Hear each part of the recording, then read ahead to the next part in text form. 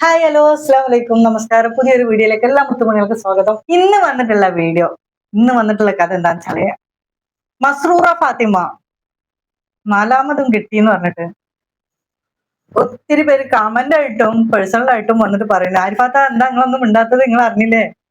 ആദ്യം ചാടിപ്പോയി എന്നാണ് പറഞ്ഞിരുന്നത്, പിന്നെ പറഞ്ഞ് നാലാമതും കെട്ടിന്ന് പറയുന്നുണ്ട്. ഞാൻ സത്യാവസ്ഥ എന്താണെന്നൊന്നും അറിയില്ല, പക്ഷെ നെജിലന്റെ വാക്കിലൂടെ നെജില പറയുന്നത് കേട്ടിട്ട് എനിക്ക് തോന്നുന്നത് നിക്കാഹ് കഴിഞ്ഞിക്കണ്, മഹർ കാണിക്കുന്നുണ്ട്. അതൊക്കെ ഞാൻ നോക്കി. നമ്മളൊരു വാക്ക് ഒരു കാര്യം ഒരാളെ കുറിച്ച് പറയുമ്പോൾ കുറച്ചെങ്കിലും ആളെ കുറിച്ച് അറിയണല്ലോ, പഠിക്കണല്ലോ. അപ്പൊ ആ ഒരു രീതിക്ക് ഞാനൊന്ന് നജിലന്റെ അക്കൗണ്ടിൽ നോക്കിയതാണ്. അപ്പൊ അത് കണ്ടു. പിന്നെ എനിക്കപ്പോ അതിനെ കുറിച്ചൊന്നും പറയാനില്ല, എന്നാ രണ്ടു വാക്ക് പറയും വേണം. അപ്പൊ ഞാൻ ഇങ്ങനെ കണ്ടപ്പോ, വീഡിയോ കണ്ടപ്പോ അതിൽ ഒരു കമന്റ് കണ്ടു. അപ്പൊ ആ കമന്റ് വായിച്ചപ്പോ, ഒരു കമന്റ് ഒന്നുമല്ല, ഒരുപാട് നെഗറ്റീവ് കമന്റ് ഉണ്ട്. ഒത്തിരി പേര് പലതും പറയുന്നത്, അതിൽ ഭൂരിഭാഗവും പെണ്ണുങ്ങൾ തന്നെയാണ് പറയുന്നത്. അപ്പൊ എനിക്ക് പറയാനുള്ളത്, ഹലാലായ ഒരു ബന്ധം അവര് എടുത്തിട്ടുണ്ടെങ്കിൽ അതിലിപ്പോ നമുക്ക് ഒന്നും പറയാൻ പറ്റില്ലല്ലോ. ഹലാലായ രീതിയിലല്ല, ഹറാമായ രീതിയിലല്ല. പക്ഷെ ഷാജിദ ഷാജിയൊക്കെ ചെയ്യുന്നതെന്ന് പറഞ്ഞാല് അവൾക്ക് അത് ഹലാലാണ്, മറ്റുള്ളവർക്ക് കാണുമ്പോൾ ഹറാമാണ്, ഇസ്ലാമികപരമായിട്ടും ഹറാമാണ്. പക്ഷെ ആ ബന്ധത്തിന് പലരും തുണച്ചിട്ട് ഇപ്പൊ നല്ല രീതിയിൽ സപ്പോർട്ട് ചെയ്തിട്ട് ഒരുപാട് പൈസ ആയിട്ടും കാര്യങ്ങളായിട്ടും അവളെ സപ്പോർട്ട് ചെയ്തിട്ട് അവളെ കണ്ണീര് പോലും താഴത്ത് വീഴ്ത്തിക്കാത്ത രീതിയിൽ സപ്പോർട്ട് ചെയ്തുകൊണ്ടിരിക്കുന്നുണ്ട്. അതുപോലെ ഏകദേശമൊക്കെ പോയിരുന്ന തന്നെയാണ് നെജ്ലിൻ. നെജ്ലാന്റെ കാര്യങ്ങൾ വീട് വെക്കലും താക്കലൊക്കെ കഴിഞ്ഞ് ഒക്കെ ശരി അങ്ങനെയൊക്കെ പറഞ്ഞിട്ട് താക്കിയിട്ടൊക്കെ തന്നെയാണ് ചെയ്തിരുന്നത്. അവരും ഒരുപാട് ആൾക്കാർ സപ്പോർട്ട് ചെയ്തിരുന്നു. എന്തുകൊണ്ട് അവരെ നിക്കാഹ് കഴിഞ്ഞെന്ന് പറഞ്ഞപ്പോ നിങ്ങൾ ഇത്രയും അധികം അവരെ ഹരാസ് ചെയ്യുന്നത് എന്തുകൊണ്ടാണ്? അതും സ്ത്രീകൾ, എന്താണ് അതിന്റെ അർത്ഥം? എനിക്ക് മനസ്സിലാവുന്നില്ല. ഹലാലായ ബന്ധം സ്ഥാപിച്ച് അവര് ഹലാലായ രീതിയിൽ ജീവിക്കുന്നതിന് എന്താ കുഴപ്പം? മറ്റുള്ള രീതിയിൽ ജീവിക്കുന്ന ആൾക്കാരെ മുത്തേ സത്തേ കണ്ണി കറിയല്ലേ, കുട്ടികളെ 5 കുട്ടികൾ എത്തി മക്കളെ പറ്റണല്ലേ, എന്റെ സങ്കടം കാണാൻ വയ്യ എന്നൊക്കെ പറഞ്ഞിട്ട് സ്ഥലം കൊടുക്കാനും വീട് കൊടുക്കാനും കണ്ണീരൊപ്പാനായിട്ട് ജനങ്ങൾ ലൈവിൽ ഇങ്ങനെ കയറി ഇറങ്ങി മേഞ്ഞുകൊണ്ടിരിക്കുന്നുണ്ട്. അതൊന്നും കുഴപ്പമില്ല, അത് രാത്രിക്ക് വേറെ വിഷയത്തിൽ കൂടെ പോവാണ്. അപ്പൊ അതിന്റെ നന്ദി കാണിക്കാൻ രാവിലെ വന്ന് കാണിക്കുന്നതാണ്, അത് വേറെ കാര്യം. ഇതിപ്പോ അങ്ങനെ നല്ല എല്ലാരും 100% നന്നെന്ന് ഞാനും പറഞ്ഞില്ല. എല്ലാരും അതിൻ്റെതായ എല്ലാവരുടെ അടുത്തും ഒരു യാസിനും അധികം ദ്വാ എല്ലാവർക്കും ഉണ്ടാവും. പക്ഷെ ഒരു സ്ത്രീ ഇത്രയൊക്കെ ചെയ്ത് കഴിഞ്ഞിട്ടും അവർക്കൊരു ബന്ധം വേണമെന്ന് തോന്നിയിട്ട് അവരും അവരുടെ വീട്ടുകാർ അല്ലെങ്കിൽ അവളെ കല്യാണം കഴിക്കാനുള്ള ആഗ്രഹിക്കുന്ന പുരുഷനും അത് ആ രീതിക്ക് അനുസരിച്ച് ഇതാക്കുന്നുണ്ടെങ്കിൽ എന്തിനിപ്പോ ഇങ്ങനെ കുട്ടി ആഘോഷിക്കേണ്ട ആവശ്യം? നിങ്ങൾ ആഘോഷിച്ചത് കൊണ്ട് അവര് ഡൈവേഴ്സ് ആവുമോ? ഇല്ല. നിങ്ങൾ പ്രാഗിയത് കൊണ്ട് അവർക്ക് അങ്ങനെ കിട്ടുമോ? ഇല്ല. റബ്ബ് ഒരു വിവാഹ ബന്ധത്തിന് റബ്ബ് അതിന് സപ്പോർട്ടേ നിൽക്കുള്ളൂ. അപ്പൊ അത് എങ്ങനെ ഏതെന്നുള്ള പലരും പല രീതി പറയുന്നുണ്ട്. അവർ പറയുന്നുണ്ട് അവർ ആദ്യത്തെ ഭാര്യ, അവരെല്ലാം നജില പറഞ്ഞ ആദ്യത്തെ ഭാര്യക്ക് ഇങ്ങനെ സ്ട്രോക്ക് വന്നതാണ്, ഇങ്ങനെ കിടപ്പിലാണ്. അപ്പൊ ഭർത്താവിന്റെ കാര്യങ്ങൾ ചെയ്തു കൊടുക്കാൻ പറ്റാത്തത് കൊണ്ട് ആ പുരുഷൻ വേറൊരാളെ വിവാഹം കഴിച്ചു. അയാൾ ചെയ്തത് നീതിപരമായിട്ടല്ലേ? അയാളെ കാര്യങ്ങൾ നിങ്ങൾ പറയുന്ന ആരെങ്കിലും ചെയ്തു കൊടുക്കുമോ? പല ആൾക്കാരുണ്ടാവും അത് സഹിച്ചു നിൽക്കുന്നവരും. നമ്മളെ കാര്യങ്ങൾ നമ്മൾ തന്നെ ചെയ്തു, ഓരോരുത്തരുടെ മനസ്സാണത്. നമ്മളെ കാര്യങ്ങൾ നമ്മൾ ചെയ്തോളാം, എന്നാലും എനിക്ക് ഇവിടെ ഇങ്ങനെ ഇരിക്കേ, ഇങ്ങനെ രോഗിയായി കെടുക്കേ, എനിക്കൊരു വിവാഹം കഴിക്കാൻ പാടില്ല, അല്ല എനിക്ക് പറ്റില്ല, എനിക്ക് വേറൊരാളെ ഉൾക്കൊള്ളാൻ പറ്റില്ല എന്ന് ആഗ്രഹിക്കുന്ന ഒരുപാട് ആൾക്കാരുണ്ടാവും.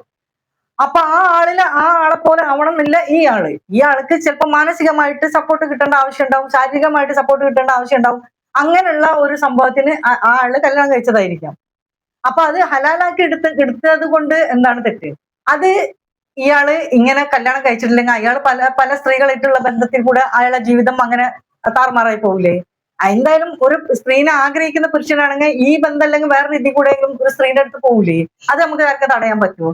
അപ്പൊ അത് കണ്ടോണ്ട് നിൽക്കുന്ന ഈ വയ്യാതെ കിടക്കുന്ന ആദ്യ ഭാര്യക്ക് അസ്വസ്ഥതയും പ്രശ്നങ്ങൾ ഉണ്ടാവൂലേ, വിഷമങ്ങൾ ഉണ്ടാവൂലേ? അതെങ്ങനായാലും അറിയില്ലേ ഇന്നല്ലേ നാളെ?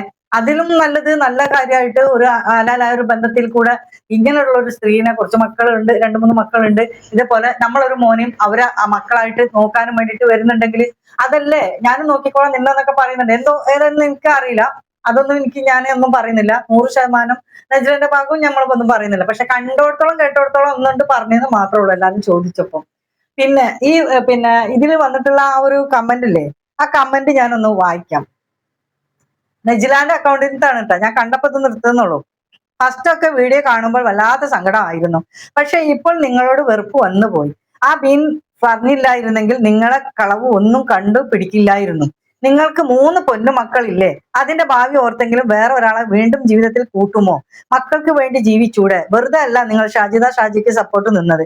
ഇപ്പോഴാണ് കാര്യം മനസ്സിലായത്. പാവം മക്കൾ ഓർക്കുമ്പോൾ എനിക്ക് സങ്കടമാവുന്നു. എത്ര തന്നെ ആയാലും വേറെ ഒരാൾ നിങ്ങളെ മക്കളെ നോക്കുമോ? എനിക്ക് എന്തോ മൂത്ത കുട്ടിയെ ഓർക്കുമ്പോൾ സങ്കടം വരുന്ന അങ്ങനെയൊക്കെ പറഞ്ഞിട്ടുള്ള ഒരു മെസ്സേജാണ്. ഞാൻ ചോദിക്കണത്, ഇത്രയൊക്കെ എഴുതാൻ മാത്രം ഈ സ്ത്രീക്ക് എന്ത് ആ സ്ത്രീനെ കുറിച്ചിട്ട് അറിയാൻ പറ്റും? പിന്നെ ഈ റാബിയ എന്ന് പറഞ്ഞ ഒരു പെണ്ണാണെന്ന് വിചാരിക്കുന്നു. അങ്ങനെയാണെങ്കിൽ നാളെ നിന്റെ അവസ്ഥ എന്താവുമെന്ന് നിനക്കറിയോ? ഈ സ്റ്റേജിൽ നീ വരൂലെന്ന് നിനക്ക് ഉറപ്പുണ്ടോ? നമ്മൾ ഒരു സ്ത്രീനെ കുറിച്ചിട്ട് ഇതേപോലെ പറയുമ്പോഴും നമുക്ക് നാളെ എന്ത് സംഭവിക്കും, എങ്ങനെ സംഭവിക്കും എന്നൊന്നും നമുക്ക് പറയാൻ പറ്റില്ലല്ലോ. ഇപ്പോഴത്തെ കാലം പ്രത്യേകിച്ച് ഒരാളെ നമ്മളെ വേദനിപ്പിച്ചിട്ട് ആ രീതിക്ക് അനുസരിച്ച് പറയുമ്പോഴേ നാളെ ഉടനെ തന്നെ നമുക്കത് കിട്ടിക്കൂടായില്ല. അപ്പൊ അതൊന്ന് ശ്രദ്ധിക്കുക. പിന്നെ കളവ് പറയുന്നതും ഇതാക്കുന്നതൊക്കെ നിങ്ങൾ ഇന്നൊന്നും കാണുകൊടുത്തല്ല. പല സമയത്ത് അവൾ ഉടായ്പും മറ്റുള്ളതൊക്കെ നിങ്ങൾ കണ്ട് മനസ്സിലാക്കിയിട്ടുള്ള ആൾക്കാരാണ്. ഇനിയിപ്പോ കല്യാണം കഴിച്ചപ്പോ നിങ്ങൾക്ക് ഇങ്ങനെ കുരുപൊട്ടേണ്ട ആവശ്യമൊന്നും വരുന്നില്ല. കല്യാണം കഴിച്ചല്ല, എന്നാ അത് അവളെ കൺട്രോൾ ചെയ്യാനും അവളെ നോക്കാനും അവൾക്കൊരു ഭർത്താവ് ഉണ്ടായിരുന്നു, പ്ലസ് അവളെ കുട്ടികളെ നോക്കാനും ഒരു ഉത്തരവാദിത്തപ്പെട്ട ഒരാൾ ഉണ്ട് എന്നുള്ളതായി. കുട്ടികൾ പൊന്നുമക്കള് 3 പൊന്നുമക്കളിൽ അവരെ ഓർത്തെങ്കിലും ജീവിച്ചൂടെ എന്ന് ചോദിക്കുന്ന മഹദിക്ക് ഇതേപോലെ ഒരു സംഭവം വന്നു കഴിഞ്ഞാൽ മക്കളെ ഓർത്തിട്ട് അവിടെ ഇരിക്കുവോ? നമുക്ക് ഇന്നത്തെ കാലത്ത് നമുക്ക് ഒറ്റയ്ക്ക് ഒരു സ്ത്രീക്ക് ജീവിക്കാൻ കുറച്ച് പ്രയാസമാണ്. ഞാൻ എന്റെ കാര്യം കൂടെ കൂട്ടിയിട്ടാണ് ഞാൻ പറയുന്നത്. എന്നെ സംബന്ധിച്ച് നോക്കുകയാണെങ്കിൽ ഞാൻ ഒറ്റയ്ക്കാണ്. എനിക്ക് എപ്പോ വേണമെങ്കിലും എവിടെയും പോവാ, എങ്ങനെ ആക്കാം, ഫ്രീഡത്തോടെ ജീവിക്കായിരുന്നു. എനിക്ക് അങ്ങനത്തെ ഒരു ബന്ധം നോക്കേണ്ട ആവശ്യമില്ല. കാരണം എന്റെ മകനെ എനിക്ക് എന്താ പറയാ ചെലവിന് തരുന്നു, മറ്റുള്ള കാര്യങ്ങളൊക്കെ ചെയ്തു തരുന്നുണ്ട്. പ്ലസ് ഞാൻ എന്റെ കൂടെ ഞാൻ അധ്വാനിച്ചിട്ട് നിൽക്കുന്നത് യൂട്യൂബ് ചാനലായാലും മറ്റുള്ള സ്റ്റിച്ചിങ് ആയാലും. ഇപ്പത്തെ മാത്രമല്ല, സ്റ്റിച്ചിങ് ഞാൻ നന്നായി ചെയ്യുന്നുണ്ട് വീട്ടിൽ നിന്നിട്ട്. അപ്പൊ ഇങ്ങനെയൊക്കെ നമുക്ക് ചെയ്തിട്ട് വരുമാനം ഉണ്ടാക്കായിരുന്നു. വേറൊരാളെ കൂട്ടേണ്ട ഒരു ആവശ്യം വരുന്നില്ലായിരുന്നു. പക്ഷെ അത് നിങ്ങൾ മനസ്സിലാക്കില്ല. മാനസികമായിട്ട് ഒരു സ്ത്രീക്ക് ഒരു സപ്പോർട്ട് വേണ്ടത്. പിന്നെ അതുപോലെ തന്നെ നമ്മൾ മക്കൾ എന്ന് പറഞ്ഞത് മക്കളാവുമ്പോൾ മക്കളെ കാര്യങ്ങളായി കഴിഞ്ഞാൽ മക്കളാണ്ട് പോകും. അപ്പോഴും നമ്മൾ ഒറ്റപ്പെട്ടു പോവാണ്. രണ്ടാമത്തതെന്ന് പറയുമ്പോൾ ഈ മക്കളെ വളർത്തുമ്പോഴും രക്ഷിതാക്കൾ എന്ന കോളത്തിൽ രക്ഷിതാക്കൾ എന്ന ആവശ്യം നമുക്ക് അവിടെ അപ്പുറവും ആവശ്യമാണ്. സ്ത്രീക്ക് പോകാൻ പറ്റുന്നിടത്ത് പരിധികളൊക്കെ ഉണ്ട്, പോകാനും ചെയ്യാനും കാര്യങ്ങളൊക്കെ പറയാനും ഒക്കെ. അപ്പൊ ഒരു കല്യാണക്കാര്യം മറ്റുള്ള കാര്യങ്ങളൊക്കെ വരുമ്പോൾ നമ്മൾ അതുപോലുള്ള സീരിയസ് മാറ്ററുകൾ വരുമ്പോഴൊക്കെ നമുക്ക് ഒരാണും കൂടെ നമ്മളെ കയ്യിൽ വേണം, നമ്മളെ കൂടെ വേണം. അതുപോലെ തന്നെ നമുക്ക് രോഗിയായി കിടക്കുമ്പോൾ നമ്മളെ ഈ പൊന്നു മക്കളെ കൊണ്ടുപോയിട്ട് ഹോസ്പിറ്റലിൽ കൊണ്ടുപോയതാക്കുക മറ്റുള്ളതും ചെയ്യില്ല. ഇതുവരെ വന്ന രോഗങ്ങൾ എങ്ങനെ സഹിച്ചു, അതുപോലാണ്ട് സഹിച്ചൂടെ എന്നൊക്കെ ചോദിക്കാൻ പല ചോദ്യങ്ങൾ ഉണ്ടായിരിക്കും. പക്ഷെ ആ സ്റ്റേജിൽ വരുമ്പോൾ ഒറ്റപ്പെട്ട് നിൽക്കുമ്പോഴായിരിക്കും നമുക്ക്. ഇപ്പൊ നജ്ലാനെ സംബന്ധിച്ച് ഒരു വീട് എല്ലാവരും കൂടെ പിരിച്ചു കൊടുത്താണെങ്കിൽ എങ്ങനെ ആക്കിയാലും ഒരു വീടായി നിൽക്കാം.